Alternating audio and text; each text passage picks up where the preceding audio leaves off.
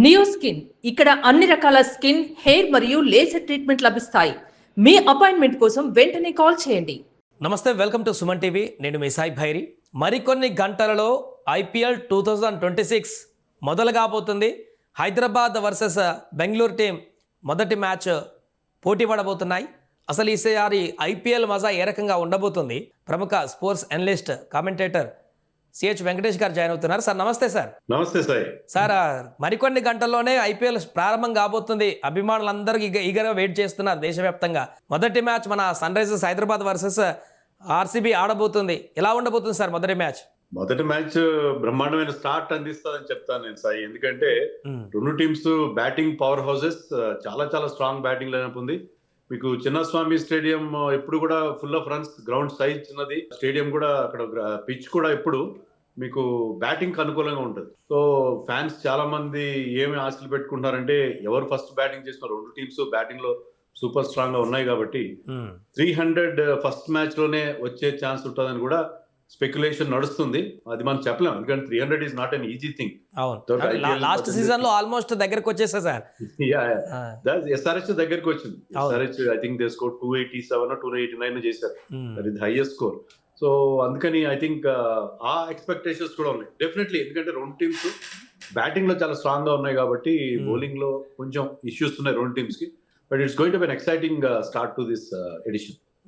And అలాగే విరాట్ కోహ్లీ చాలా రోజుల తర్వాత గ్రౌండ్ లో కనబడబోతున్నాడు. మన ఇండియా ఫ్యాన్స్ అందరూ కూడా, సరే RCB ఫ్యాన్స్ సపరేట్ ఉన్నా మళ్ళీ ఇండియా ఫ్యాన్స్ అందరూ కూడా విరాట్ కోహ్లీ కోసం, కల్ట్ ఫ్యాన్స్ అందరూ కూడా మళ్ళీ గ్రౌండ్ లోకి వచ్చేటువంటి అవకాశం కనిపిస్తుంది. సో ఆ వైబ్రేషన్ ఎలా ఉండబోతుంది సార్ విరాట్ కోహ్లీ రేపు మ్యాచ్ లోకి దిగిన తర్వాత? రేపు స్టేడియంలో, చిన్నస్వామి స్టేడియంలో డెసిబుల్ లెవెల్స్ మామూలుగా ఉండవు, చాలా ఓవర్ ఉంటుంది. ఎందుకంటే ఇన్ని రోజులు వేరే, లాస్ట్ 18 సీజన్స్ కి వాళ్ళు ఆడినప్పుడు అక్కడ ఉన్న అట్మాస్ఫియర్ వేరే. ఇప్పుడు they are as defending champions RCB enter అవుతుంది కాబట్టి ఫ్యాన్స్ చేసే హంగామా అంతా ఎంతదిగా ఉండదు. అలా చాలా నెక్స్ట్ లెవెల్ హంగామా ఉంటుంది అక్కడ డెఫినెట్ గా, వితౌట్ ఎనీ డౌట్. బట్ ఏంటంటే ఆ గ్రౌండ్ వాళ్ళకి అంతగా వచ్చే గ్రౌండ్ కాదు. అక్కడ డెఫినెట్ గా హోమ్ టీమ్ సపోర్ట్ ఉంటుంది. కానీ మీకు మిగతా చెన్నైతోనో లేకపోతే ముంబైతో కంపేర్ చేస్తే RCBకి హోమ్ అడ్వాంటేజ్ ఎక్కువగా ఇంతవరకు కనబడలేదు. వాళ్ళు హోమ్ లో గెలిచిన మ్యాచ్ల సంఖ్య తక్కువ. లాస్ట్ సీజన్ లో కూడా వాళ్ళు అన్ని మ్యాచ్లు, బయట మ్యాచ్లు అన్ని గెలిచారు. ఏమైనా ఓడిపోతే హోమ్ లోనే ఓడిపోయారు. సో అంత హోమ్ అడ్వాంటేజ్ అయితే ఉండదు వాళ్ళకి. బట్ హోమ్ టీమ్ సపోర్ట్ మాత్రం చాలా చాలా ఎక్కువగా ఉండే అవకాశం ఉంది రేపటి మ్యాచ్ లో. మన హైదరాబాద్ జట్టుకు వచ్చేసరికి ఇప్పుడు కొత్త కెప్టెన్సీని చూస్తున్నాం. ఇషాన్ కిషన్ ఆ బాధ్యతలు తీసుకున్నాడు. కమిన్స్ అందుబాటులో లేకపోవడంతో కొన్ని మ్యాచ్ల వరకు సో తన ఎక్స్పీరియన్స్ లేనట్టుగా కనపడుతుంది. IPL లో మొదటి ఎక్స్పీరియన్స్. ఎంతవరకు ఈ బాధ్యతను డీల్ చేసే అవకాశాన్ని చూడొచ్చు సార్ ఇషాన్? IPL లో ఎక్స్పీరియన్స్ లేదు, కానీ అతను జార్ఖండ్ కి చాలా సంవత్సరాలుగా కెప్టెన్ చేస్తున్నాడు. రీసెంట్ గా లాస్ట్ ముస్తాక్ అలీ టోర్నమెంట్, అది కూడా T20 ఫార్మాట్, దాంట్లో అతను టీమ్ కి టైటిల్ కూడా గెలిపించి పెట్టాడు. అండ్ ఈ score heavily, top scorer in that tournament. అంతేకాకుండా అతనికి చాలా జూనియర్ లెవెల్ నుంచి క్యాప్టెన్సీ ఎక్స్పీరియన్స్ ఉంది. అతను ఇండియా అండర్-19 క్యాప్టెన్ చేశాడు. 2016 లో ఫైనల్కి వెళ్ళారు, మన రన్నర్ అప్ గా నిలిచారు. So he has been doing captaincy అతను కొత్త ఏం కాదు, is natural leader. So right choice అనుకుంటున్నాను. ఎందుకంటే ఇప్పుడు మనకు వస్తున్న తాజా సమాచారం ప్రకారం ప్యాట్ కమిన్స్ ఆల్రెడీ హైదరాబాద్ వచ్చి టీంతో చేరినా కూడా అతను ఏంటంటే టీమ్ ని గైడ్ చేస్తాడు యాజ్ ఎ లీడర్. బట్ అతను ఓన్లీ సెకండ్ హాఫ్ లో మాత్రమే, అంటే 50% ఆఫ్ ది టోర్నమెంట్ అయిన తర్వాతనే అతను వస్తానని చెప్పి అతనే స్వయంగా చెప్పాడు. సో అతను ఇంకా ఇంజరీ నుంచి పూర్తి కోలుకోలేదు. సో ఇషాన్ కిషన్ క్యాప్టెన్సీ చాలా కీలకం కాబోతుంది. Is going to lead most of the time. అతనే క్యాప్టెన్ గా ఉంటాడు కాబట్టి అతని క్యాప్టెన్సీ మీద కూడా ఫోకస్ ఉంటుంది ఈ ఎడిషన్. ప్యాట్ కమిన్స్ లేని లోటు సన్ రైజర్ హైదరాబాద్ కి కనిపిస్తుంది అంటారా సార్, లేకుంటే సార్ట్అవుట్ చేస్తారా వీళ్ళు? ఎందుకంటే కమిన్స్ బౌలింగ్ లో, బ్యాటింగ్ లో, కెప్టెన్సీలో అన్ని విభాగాల్లో స్ట్రాంగ్ గా ఉన్నాడు కాబట్టి. ముఖ్యంగా క్యాప్టెన్సీలో అతను, ఎందుకంటే మీకు SRH కొత్త ఓరియంటేషన్, కొత్తగా వాళ్ళ అప్రోచ్, చాలా అగ్రెసివ్ అప్రోచ్ అనేది Pat Cummins last 2 seasons captain అయిన తర్వాత అది మారింది అప్రోచ్. సో వాళ్ళు అప్పటి నుంచి వాళ్ళకి ఒక పెద్ద గ్లామర్ వచ్చింది. తర్వాత they have been scoring heavily. So అది ప్యాట్ కమిన్స్ తీసుకొచ్చిన చేంజ్ అది. సో క్యాప్టెన్సీ మిస్ అవుతారు. సెకండ్ ఏంటంటే బౌలింగ్ కూడా వీళ్ళకి ఏమైనా వీక్నెస్ ఉందంటే బౌలింగ్. పర్టికులర్ ఈసారి షమీ లాంటి ఎక్స్పీరియన్స్ బౌలర్ కూడా లేడు.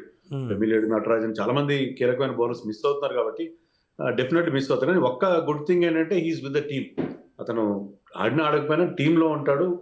అతను మీకు డగౌట్ నుంచి టీమ్ కి గైడ్ చేస్తాడు. ఆ లీడర్షిప్ రోల్ అయితే నిర్వహిస్తాడు. But he's bowling will be sorely missed by SRH. దాంట్లో ఎలాంటి సందేహం లేదు. ఎందుకంటే ఆ ఎక్స్పీరియన్స్ అతనికి ఉన్న, he can bowl in all 3 phases, power ప్లేలో కానీ, మిడిల్ ఓవర్స్లో కానీ, డెత్లో కానీ, అన్ని చోట్ల బౌలింగ్ చేయగల బౌలర్. రైట్. ఈ మ్యాచ్లో మొదటి మ్యాచ్లో టాస్ గెలిస్తే ఏది చూజ్ చేసుకునే అవకాశం ఉందంటారండి? అంటే it depends on the conditions. అక్కడ డ్యూ ఫ్యాక్టర్ ఎలా ఉంది, మనకి ఇంకా సరైన సమాచారం లేదు. డ్యూ ఉందా లేదా అనేది. డ్యూ ఉంటే మాత్రం better to bowl first. So due లేకపోతే మీరు సెకండ్ బౌలింగ్ చేసినా కూడా ఏం ఇబ్బంది ఉండదు. కానీ డ్యూ ఫ్యాక్టర్ ఒకటి చూసుకోవాలి. బట్ ఎస్ఆర్హెచ్ ఏంటంటే జనరల్లీ ఫస్ట్ బ్యాటింగ్ చేయడానికి ఇష్టపడతారు. ఫస్ట్ బ్యాటింగ్ చేసి పెద్ద స్కోర్ బోర్డు మీద పెట్టడం అనేది వాళ్ళకి కాస్త అనుకూలించే అంశం. అది చూడాలి. Everything depends on conditions. Pitch condition ఎలా ఉంది, ఎందుకంటే ఫ్రెష్ పిచ్ కదా, అది ఎలా బిహేవ్ చేస్తారని కూడా ఐడియా ఉండదు. సో అవన్నీ కూడా పిచ్ చూసిన తర్వాత, వెదర్ కండిషన్ తర్వాత డిసైడ్ చేస్తారు. ఇప్పుడు అభిషేక్ శర్మ మీద ఏమైనా కొంత ప్రెషర్ ఉండేటువంటి అవకాశం ఉందంటారా సార్? ఎందుకంటే వరల్డ్ కప్లో కొంత ఆ ప్రెషర్తో బయటకు వచ్చాడు కాబట్టి ఇప్పుడు ఐపీఎల్లో కూడా ఎక్స్పెక్టేషన్స్ తన మీదే ఉన్నాయి. కమిన్స్ లేడు, అంతకుముందు ట్రావిస్ హెడ్ ఉండే, ఇప్పుడు తను కూడా లేడు. ఈ రకంగా కొనసాగుతున్నారు కాబట్టి ఆ ప్రెషర్ ఏమైనా ఉండే అవకాశం ఉందా? వరల్డ్ కప్లో 3 డకౌట్స్ అవన్నీ దట్ ఈస్ ఆల్ పాస్ట్. తర్వాత ఫైనల్లో ఎప్పుడైతే అతను ఫైనల్లో ఆడడం అంత ఆషామాషి విషయం కాదు. ఫైనల్లో కీలకమైన ఇన్నింగ్స్ ఆడాడు, తన స్టైల్లో ఆడాడు, తన స్ట్రైక్ రేట్తో ఆడాడు. దాంతో ఏంటంటే కాన్ఫిడెన్స్ అతను మళ్ళీ రీగైన్ చేసుకుని ఉంటాడు. తర్వాత అతను మన ప్రాక్టీస్ మ్యాచ్లో కూడా చాలా ఫ్రీ ఫ్లోయింగ్ ఆడాడు. సో గ్యాప్ వచ్చింది కాబట్టి ఆ poor form in world cup అన్ని మర్చిపోతారు. ఇప్పుడు అదిగా సన్ రైజర్స్ మేనేజ్మెంట్ చేసిన పని ఏంటంటే, Abhishek Sharma has been with the team for a long time. 6-7 సీజన్ల నుంచి టీంకి ఆడుతున్నాడు. కానీ అతన్ని క్యాప్టెన్ చేయకుండా ఇషాన్ క్యాప్టెన్ చేయడం చాలా మంచి నిర్ణయం. ఎందుకంటే అతను ఫ్రీగా ఆడాలంటే క్యాప్టెన్సీ బర్డెన్ ఉండకూడదు. సో అభిషేక్ శర్మ ఏంటంటే ఈ టేక్స్ హిస్ ఛాన్సెస్, చాలా ఫియర్లెస్గా ఆడతాడు. సో అతను క్యాప్టెన్ చేయకుండా ఇషాన్ క్యాప్టెన్ చేయడం చాలా కరెక్ట్ డెసిషన్.